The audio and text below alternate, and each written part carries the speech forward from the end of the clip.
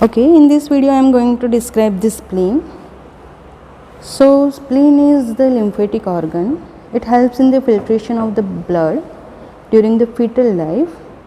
It manufactures the erythrocyte, and after birth it manufactures the lymphocyte. So it is a lymphatic organ situated. Location of the spleen is, it is situated in left hypochondriac region. It is mainly located in left hypochondriac region, also into the epigastric region. It is a wedge shaped organ which is present between the fundus and the diaphragm. It is tetrahedral in shape, lightly purple in color, and it is a highly vascular. On an average, it is around 1 inch thick, 3 inch broad, 5 inch long, 7 ounce in weight, and it is related with the 9 to 11 ribs.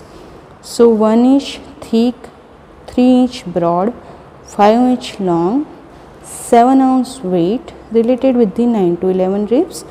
These are the odd numbers, which is known as the Harris dictum of the odd numbers in relation with the spleen. Now axis of the spleen. The axis of the spleen, it is directed downward, forward and laterally, and it make an angle of around 45 degree with the horizontal plane. The axis is lie along with the axis of the 10th rib. Now the presenting parts, it having a 2 ends, 2 borders and 2 surfaces. It having a 2 end. This is the lateral end. This is the lateral end of the spleen, also known as the anterior end of the spleen. It is more like a border. It is a broad. This end is the broad anterior end, directed downward, forward and laterally. This is the posterior end, also known as the medial end, anterior end and the posterior end.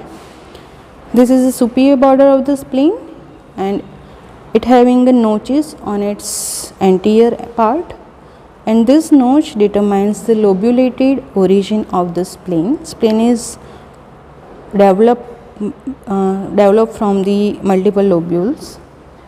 If these lobules they fail to fuse, it may lead to the accessory spleen, which is known as the spleniculi, or it may be present at the gastrosplenic ligament, glenorenal ligament, gastrophrenic ligament, broad ligament of the uterus, or it may be present into the spermatic cord.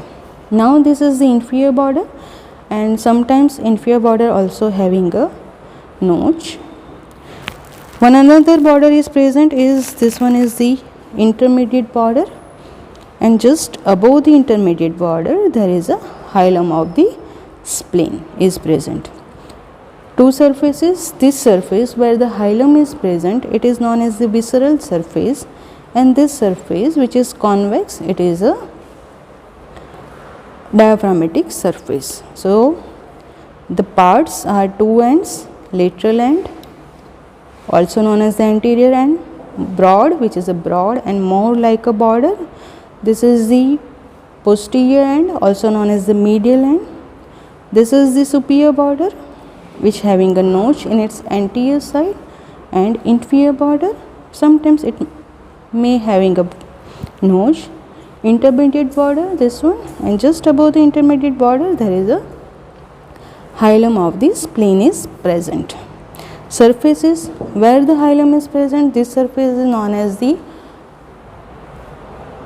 visceral surface, and this surface which is convex is known as the diaphragmatic surface.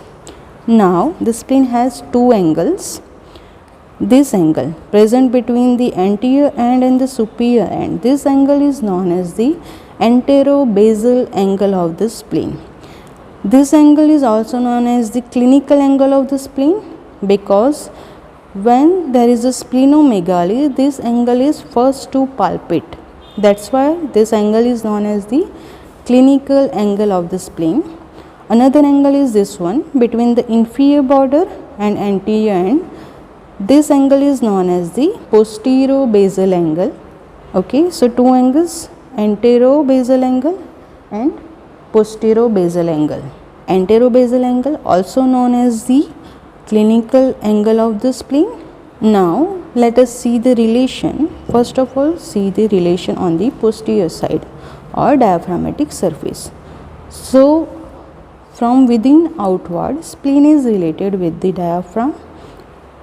Then when you go outer side, it is related with the left pleura, base of the left lung.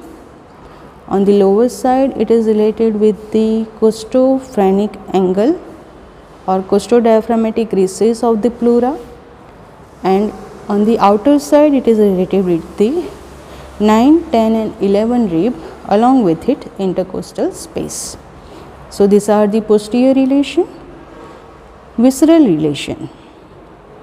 So here between this one intermediate border and the superior border, this concave surface, it is known as the gastric impression. This concave surface is known as the gastric impression, related with the stomach or fundus of the stomach. Between the intermediate border and inferior border, this is the renal impression. It is related with the left kidney. Now here the triangular area in its anterior end, this is known as the colic impression, related with the splenic flexure of the colon. Just behind it, between the colic impression and the hilum, this area, it is pancreatic impression, related with the tail of the pancreas.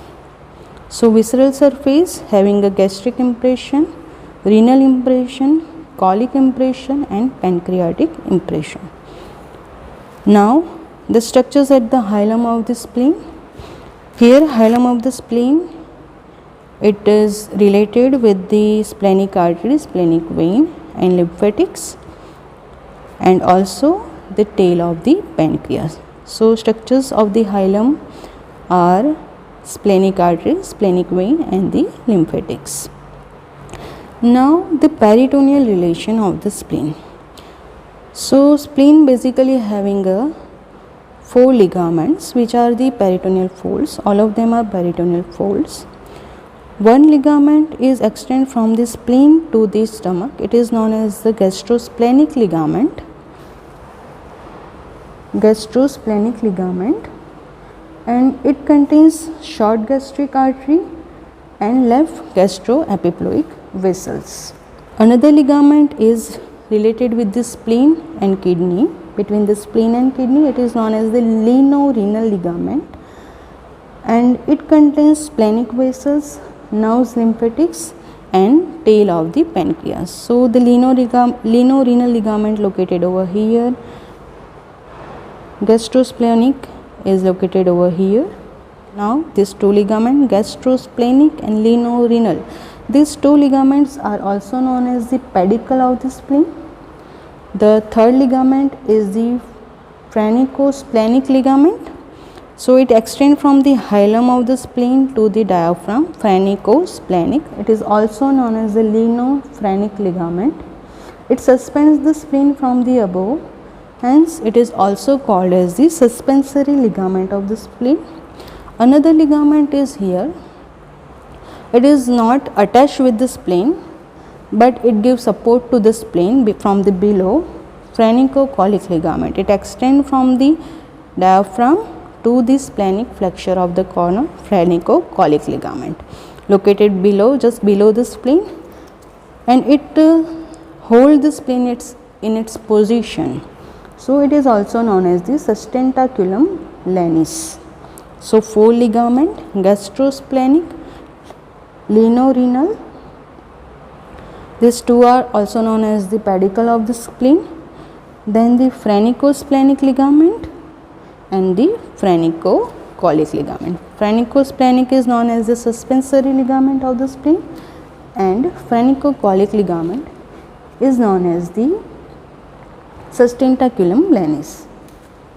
Now anatomical position. So you should hold the spleen in a such a way that anterior end directed downward, forward and towards the left. Posterior end directed medially, okay, and there should be angle of around 45 degree with the horizontal plane. So somehow here you can hold it. So this is about the spleen.